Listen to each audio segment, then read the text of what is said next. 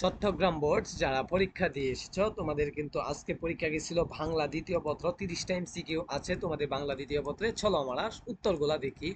এটা চট্টগ্রাম বোর্ড বাংলা দ্বিতীয় পত্র। দেখো এখানে 2025 সালে সিলেবাস অনুযায়ী এটা ঘ নাম্বার সেট। ওকে, সকল সেটে মিলাইতে পারবা। সকাল 8টার সময়ে যে রওনা হলো, সে রওনা হলো। বাক্য সকাল 8টার সময় কোন শ্রেণীর বর্গ? এটা ক্রিয়া ও বিশেষ্য বর্গ। নিচের কোনটির ক্রমবাচক ও সংখ্যা সংখ্যা শব্দের প্রতি শব্দ? এটা হবে দি, লাস্টেরটা। এরপরে গুণ গুণ্যবর্তী হবে। এরপরে দেখি আমরা অনুকার দীপ্ত কোনটি? ঝিলমিলি, ঝিলমিকি, ঝিকিমিকি। হ্যাঁ, এরপরে বৃহত্র প্লাস প্রতি, বৃহস্পতি এর সঠিক সন্ধি।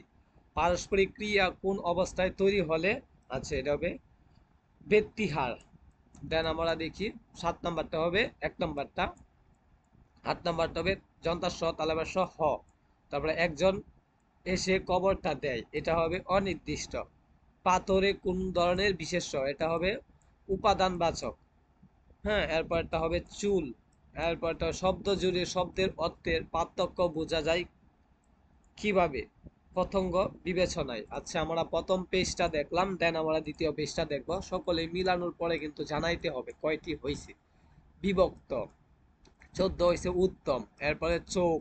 এরপরে হ্যাঁ, চিরন্ত সত্য হলে। তারপরে পূরক। তারপরে কোন ভাষার সঙ্গে বাংলা ভাষার অনির্দিষ্টকাল সম্পর্ক রয়েছে? পলি।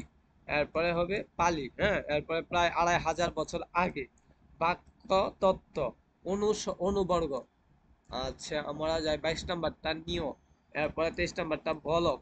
এরপরে 3 নাম্বারটা হবে অজা, ওরা, অরাজকতা। হ্যাঁ, অরাজকতা হবে।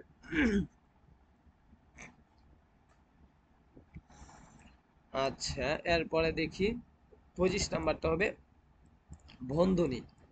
26 নাম্বারটা হবে কর্ম বাচ্চ।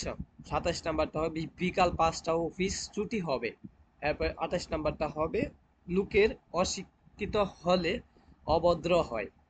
29 নাম্বারটা হবে ছয়। 30 নাম্বারটা হবে রাকাল গরুকে ঘাস খাওয়ায়। আশা করি 30টা মিলাইছ। সকলকে ধন্যবাদ ভিডিওটি দেখার জন্য। মাঝখানে একটু সমস্যা হয়েছিল। ওকে।